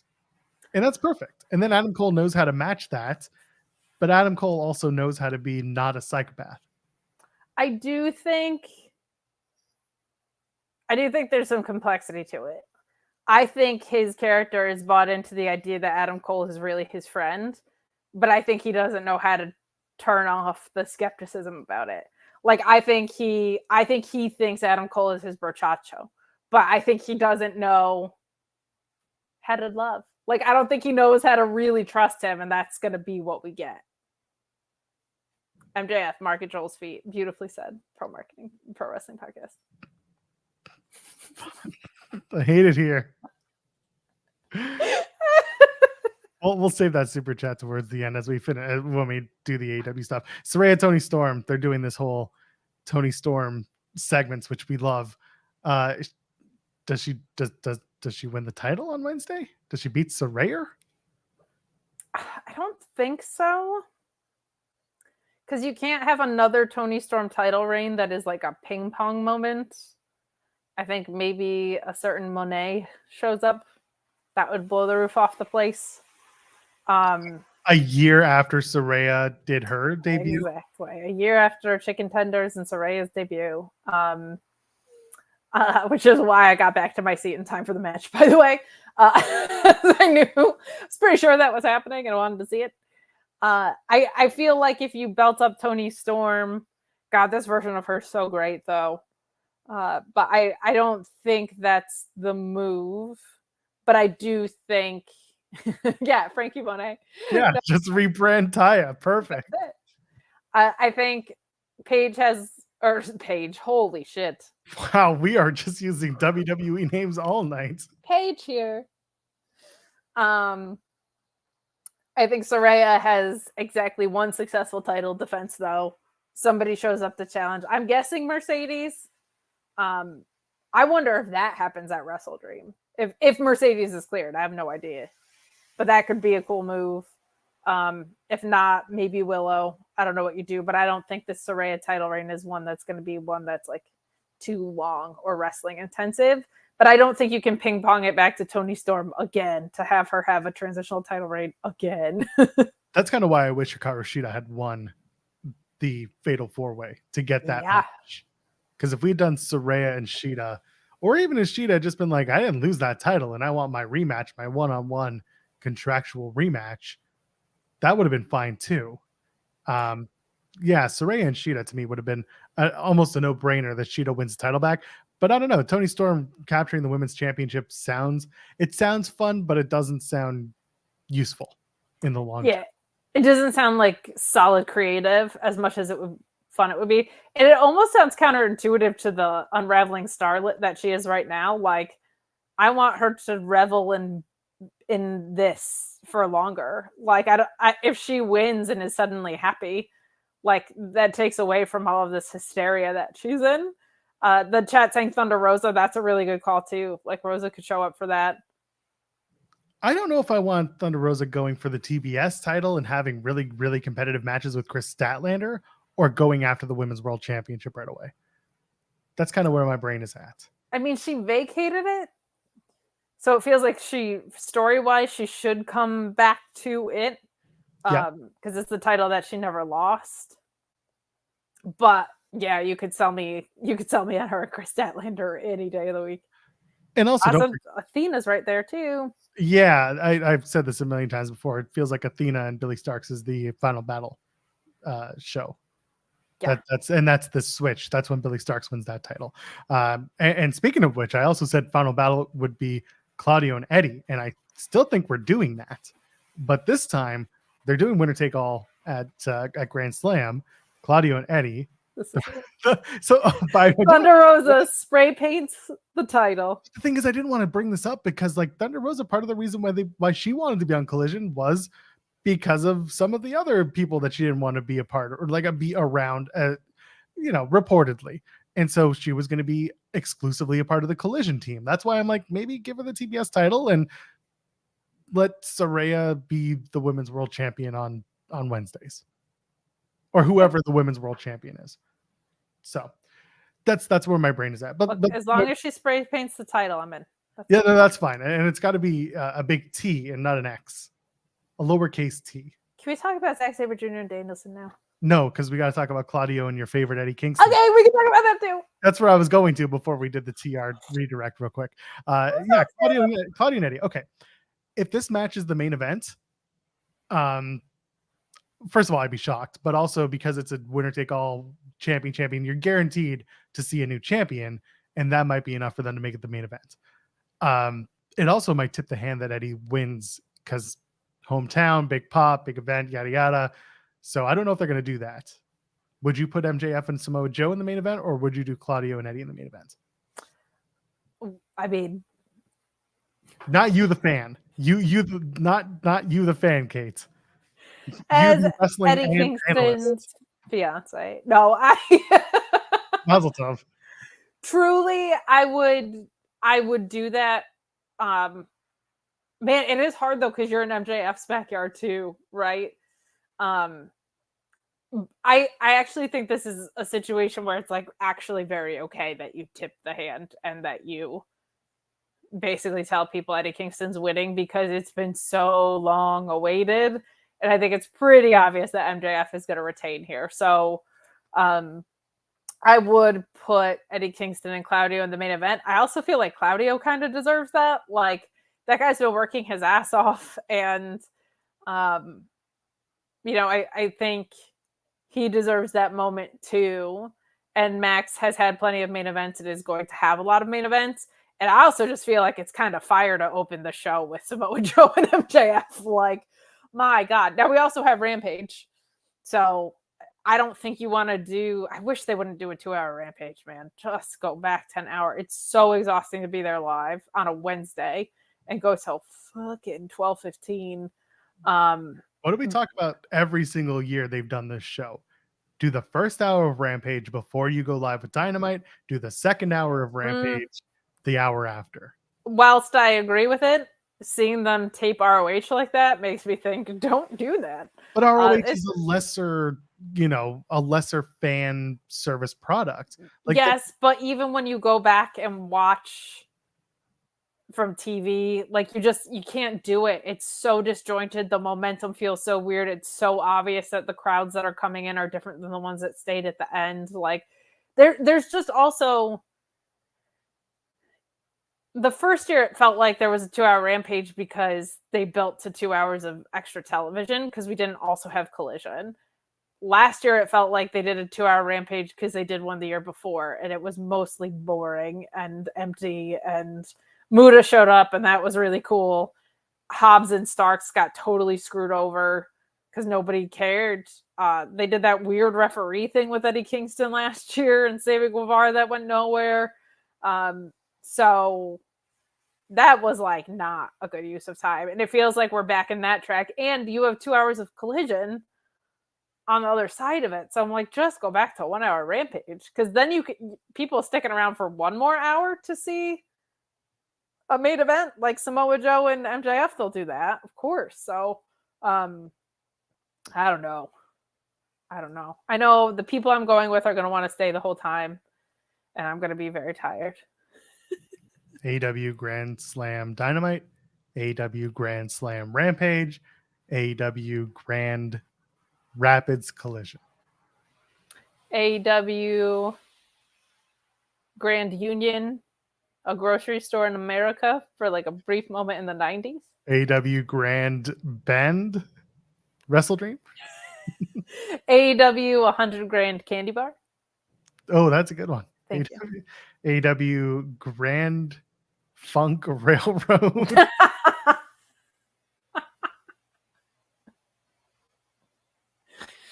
Oh man, that's the most fun since Quake at the Lake. That's right. Send that one to Ruckus and see what he does with it. Oh my gosh. Just do a grand. Can you do a Grand Funk Railroad AEW style? Do the Jamie Hayter mashup, but just do all Grand Funk. The Jamie Hayter rave Grand AEW Grand Piano. Grand Piano is a great one. I can't believe that didn't like that should have been at the top of my list. That should have been good, yeah. Anyway, I'm sure chat's gonna fill up with this shit now because we did it. Good. Send in money. We'll read them. That's true. That's how we make all of our money on Tuesdays. What happened a few months ago? We did this and it turned out to be really stupid. Oh my god, what was it? Oh my gosh. Oh, it was the Isla Dawn thing. Oh yeah. The Isla Dawn. Isla Dawn. We were like, it would be nice La Dawn. Yeah. Oh my goodness. Yeah, they're gonna be in Grand Rapids. Is your phone broken? Put it in Rice La Dawn. It's on. Yeah. Anyway, yeah. So Claudio and Edio. It sounds like a good main event because, like I said, you have a definite double champion. Like you have well, not necessarily definite, but like someone potentially is going to win both titles. I think Claudio is going to win the Openweight Championship. And I think Claudio is going to work a few New Japan dates. And then I think Eddie's going to be like, well, screw you. I want the Ring of Honor World Championship. And then they'll do it at Final Battle. And it'll be one-on-one. And it'll be, that'll be it. That'll be the match. You don't put this on this card unless you're going to have Eddie win. Why? Eddie never wins at Grand Slam. Because he never wins. Ever. Point. Just like Cody can't finish his story, neither can Eddie Kingston. No. Yes, absolutely. No. Richard Thomas said to Super Chat saying, thank you both for making my Sunday night awesome. Thank you for hanging out with us. Thank you. Kate and I at the top of the show, we talked about how we had basically the entire summer off and we miss doing this with people and we miss hanging out with people. And then I called Joel a mean, questionably anti-Semitic name, and I said the F word a lot. So. She did. It was a really good time. John Moxley versus Ray Phoenix is happening for some reason because it'll be a good match, I guess. I would like for them to get any of their luchadors on track. Oh, this is Impact? This is ROH? The Impact deal is always, if you're a luchador in Impact, you ain't going to win. Well, and there's just the luchadors are never in stories. Like, they're like, you're so fun. We're going to throw you in here. Hey, Gravity, what are you up to? You want to be a meme for a week? Best Samoa Joe walkaway spot. Oh my god. Hey, all my favorite tag teams that I whine about every week are getting opportunities. That was cool. Yeah. Iron Savages, the Workhorsemen. This is a good little month stretch for Kate. Are you of the belief that GYV is going to be the big reveal for the tag team that goes after FTR? Or is it going to be big, the AEW typical like big unveiling, big pop, have a good match, and then kind of strong month and then cycle backwards? I hope so, because I think GYV and AEW ROH makes a lot of sense. Like I think they're going to do extremely well there. I wish they had just let them out of their contracts, because I feel like them at Wembley would have been really fun and really special. But then at the same time, you look at the Wembley card and it didn't even have Timothy Thatcher on it, the most important British wrestler of all time, right? So is what it is, I guess. But it makes too much sense. It makes too much sense. Like that just seems like a pairing that belongs together. I can't believe Margaret Thatcher's son is a wrestler. It's pretty wild, but so like wild. Considering the lineage and everything. I am glad FTR's title reign is now being this, like putting over really great tag teams and great matches that deserve time like this, because it's been a long time since we had that in AEW, and they have a really strong division. So yeah, good it's stuff. time. Yeah, It's time.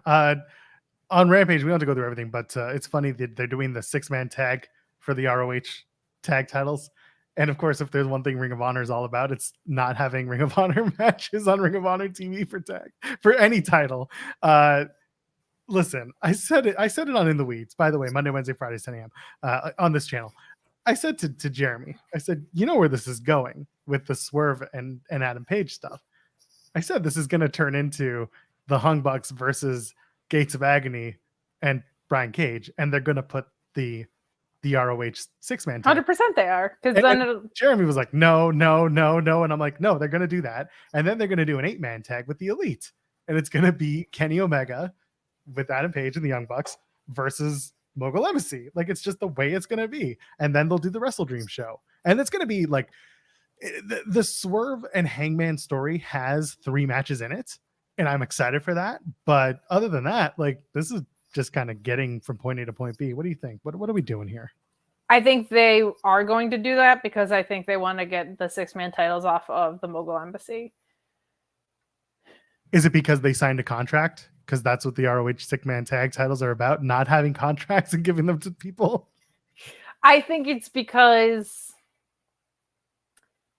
like, it's been Gates of Agony showing up with their 6-man titles fighting as a tag team for too long. And, like, occasionally Brian Cage is also there. And they've built no real contenders to it. So if you put it on the Hung Bucks and then you actually build contenders, the Hung Bucks dropping it to whoever is going to be there makes them way more made than if the Mogul Embassy was. And it also gives direction to Mogul Embassy, at least. They like are cleared from that weird work schedule where some of them might get called on Saturdays and some might not. So I actually think you're right. Like, I do. And I feel like they're Ring of Honor guys. So you can at least pull back on history. Like, if you wanted the Hung Bucks to drop Dalton Castle and the boys, that's infinitely more entertaining to me than if the Mogul Embassy drops Dalton Castle and the boys. Or whoever. Like, Shane Taylor Promotions looks like it's coming back. You have Shane Taylor now taking Lee Moriarty under his wing. Who knows who else could join that? Like, there's plenty of options, and I think a short transitional title reign from the Hung Bucks is great. Now, the problem with that is they don't seem to work very many Saturdays, do they, Joel? So they are not going to be around ROH tapings, and gosh, neither are the tag team titles. And I'm hoping that this is part of Eddie Kingston winning, is that your world title will be around a little bit. Samoa Joe has been there at least a little bit. Like, he's actually defended. They built out some appropriate ROH stories with him. I wish they would have just had Shane Taylor beat him, but there's a continual issue there. I do think that there is reason to be excited that ROH is straightening itself out, and that I think if you have someone like Ethan Page there, and there is effort behind certain stories that make me feel optimistic of that they're putting in effort. It's just going to take a little bit for it to pay off. But I feel like there's reason to be optimistic that they're straightening stuff out, because the fixes are so simple that it just takes a little bit of extra care. Hear me out. The Hung Bucks win, and then they drop it to Matt Taven, Mike Bennett. Don't say Cole Carter. Cole Carter would have been a funny one. No, have Roddy Strong. Have Mr. ROH capture the 6-man world tag, 6-man world tag team championships of honor ring of, Just a 6-man titles. It's 6-man title, I guess. I want to be professional or something. But I don't know. You can do that. Or have Adam Cole wins the 6-man tag titles with MJF and someone. Sure. Let's just make MJF and Adam Cole the bloodline, where they have the world title, the ROH tag titles. And then MJF never defends his title. Yeah. We'll see you in November, Max. That's what we say. Dark Order should win the trios titles, by the way. Sell that $5,000 pink belt, and then the biggest rib you can play, give them to the Dark Order. That would be hysterical, actually. Carnies. I'll take it. Jeff Jarrett somewhere being like, I did it. Let me tell you, Conrad. Let me tell you about my idea for this. Let me tell you. Effie made me relevant again, and I ran with it. That's what it is. God, did he ever? Anyway, we got a super chat from Ronald Hollick saying, after Will Ospreay's post-match comments, what are the chances of Ospreay and Marufuji versus Akiyama and Kingston at Wrestle Dream? I don't hate the idea. I mean, honestly, you want to have a dreamy Wrestle Dream, this is one way to do it. Do you do it under Inoki rules? I'm just gonna cry about wrestling so much this month. If Eddie Kingston wins the title, I get to see Danielson and ZSJ in person, and I get to see Eddie Kingston team with Akiyama against Will Ospreay and Marufuji. Are you going to Seattle? Oh, that sounds awful. Can I come too? That was a lot of.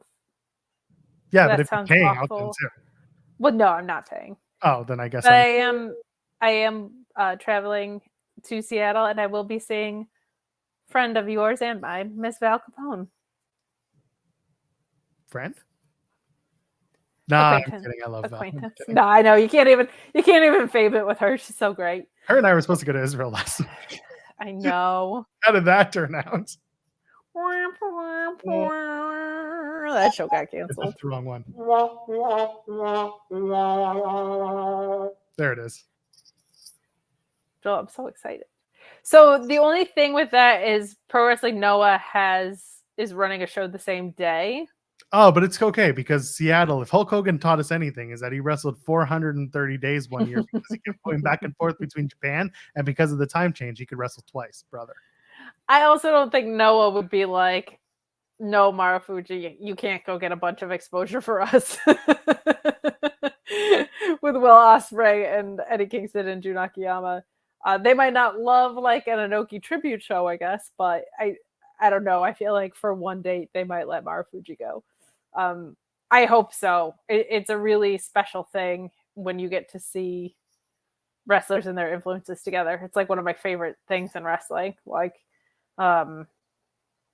if you go back and watch all the stuff with Akiyama and Eddie, and you see what Will Ospreay did yesterday with Marufuji and the way that he talked about how important Marufuji was to his career, and emo haircut Zack Sabre Jr. in 2009 wrestling Danielson, and to see him at the Cruiserweight Classic and now running into each other in this stage of their careers. Like, there's a lot of really special moments of wrestlers and their influences.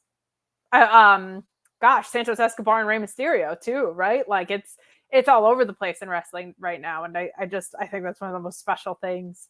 Also makes me feel very old, but that aside. Yeah, it's pretty cool. It's pretty cool. I'm looking forward to Wrestle Dream. And I like that they're starting to get the hype up now. You know what I mean? They're not doing the whole, like, we're 2 weeks out from the show, so we're going to give you all the matches at once. I like that they're not slow rolling them, but they're at least giving you like your top 3-4 matches up. And that way you can get excited for it. Because listen, if they're moving into a situation now where like you got to pay $50 now and eventually maybe get to max, but like if Andrew Zarian is right, and you know, more often than not he gets it right. Why he couldn't tell us the scoop on our show the morning he dropped it on his, don't know. Kind of a dick move if you ask me. Yes, Zarian. Yeah, kind of a dick move, Andrew Zarian. I'll see you Wednesday, Zarian. Can you beat him up for me? I will gladly do that. Have you met him before, face to face? Very briefly, but yes. Okay, good. So just it might have been John Alba, though. I'm not sure. No, off the air, I'll say something. Anyway, yeah, I don't know. I just I think that you need to get that promotional machine going, because you're expecting people to drop $50 as of right now for every major event you're doing. And while it's going to be nice if that does become a max feature that you're already opted in for however much per month and you're getting the events included, that's helpful. But for now, like, they've done a lot of shows and they've expected a lot of money, and you can't always get those people for whatever reason, whether that's promotional or financial. It's a lot. So you got to really to your point, yeah, lack of build. And the other piece of it is the live attendance. Like, live attendance hasn't been great everywhere. And I think part of it is because the builds have not been, they've come together so late that people aren't like necessarily enticed. So getting out ahead of it with, you know, a dream match that we've been waiting for and couldn't have because Danielson got injured twice, right? That's really special right now. Ospreay showing up kind of anywhere is is incredible right now with the work that he's doing. Eddie Kingston having the New Japan Strong title makes sense. That's another reason I think Claudio probably will be losing on Wednesday. Like showing up at Wrestle Dream with Akiyama would be amazing, but like he's already working Strong, and Strong is right below Seattle there in California. So I think there's a lot of good to be done. And it doesn't, I'm kind of intrigued and a little impressed by how different it feels than Forbidden Door. Like it doesn't feel, Forbidden Door felt so big, and this feels like the same kind of collision of all stars, but just like a little bit more intimate in a way. But I'm very, very excited about it. It's a really good time to be a wrestling fan right now. It's pretty wild how much great stuff that we're getting. Which is hilarious because this is typically a time of year where you're kind of waiting for the new year, where things aren't exactly like moving and grooving. You're maybe like, if you're in WWE, you're looking forward to Survivor Series. When they try. Well, yeah, exactly. Or when they put together something that works, and then you got Full Gear coming up. So that's typically what you're looking forward to in the AEW world. And then, of course, again, Impact, you got Bound for Glory in October. But like, then we start getting into the end of the year. So once those first 2 weeks of December come, after that, all bets are off. It's useless until, the third or second week of January. Because whenever people try to say like, oh, it's not that bad towards the end of the year, I always try to remind them that they had Alberto Del Rio run over Santa Claus with his car. Still laugh over that. It's the best. It's the dumbest shit ever, but that's wrestling. Oh my God, isn't it ever? Anyway, there's so much going on in wrestling. I think we got through most of it. Is there anything else that we want to touch on before we get out of here? I got one more super chat to read, and then we'll get out of here. Anything else that we wanted? You want to talk about Trimpact hitting 1 million social media views? Because that was cool. Oh, absolutely. She rules. Yeah, that's awesome. No notes. I've been saying it for weeks that one of the best parts about having Trinity as part of the Impact roster is that she brings more eyes. And does she sometimes only bring eyes to her segments? Yeah, but you know what? Still a win, because some people, not all of those people are just going to watch her segment and then FO. Some people are going to go and watch the whole thing. And then they're going to watch, and then they're going to watch the Edwards and they're going to tune out. I'm sorry. We also get Will Ospreay versus ESJ in London on October 14th. We also get Chad Gable versus Gunther in what I think will be a Chad Gable title win. The Heritage Cup on NXT is really good. There's so much great wrestling. We've been talking for 2 hours, and we could probably do another hour on it. Oh, we're not gonna. We're not going to. We'll put that behind the paywall. How's that? Joel and Kate Extra or something. That sounds like we're like entertainment news, like Joel and Kate Extra. I thought it was just that we are extra. Well, that's definitely there is. Yes, that is accurate. Is there anything else in the chat before I hit this super chat? No, okay. Shaka29 said it's a bit behind on The Rock's return. WWE released over 100 wrestlers during the pandemic with no PR stunt to cover. Considering the execs were still there post-merger, I doubt they just started caring. They kind of did PR stunt it, and I got to go back and remember what it was. But they did do a little bit of PR stunting of like, and they definitely did a messaging thing with pandemic releases. But I kind of said it before. Say it again. The Rock came back the only reason The Rock came back was to screw with you all. Nobody cares about digital media marketing manager Michael Thomas or whoever. Wow, the disrespect shown to Michael Thomas, digital media manager. The Bump is a great show, Kate. The Bump was a great show. It's still on.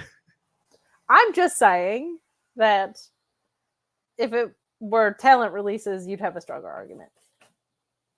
Of course I would, because people would actually care more, because these are the people they see on their screens every day. Correct. Anyway. Pro Wrestling Podcast is calling right now.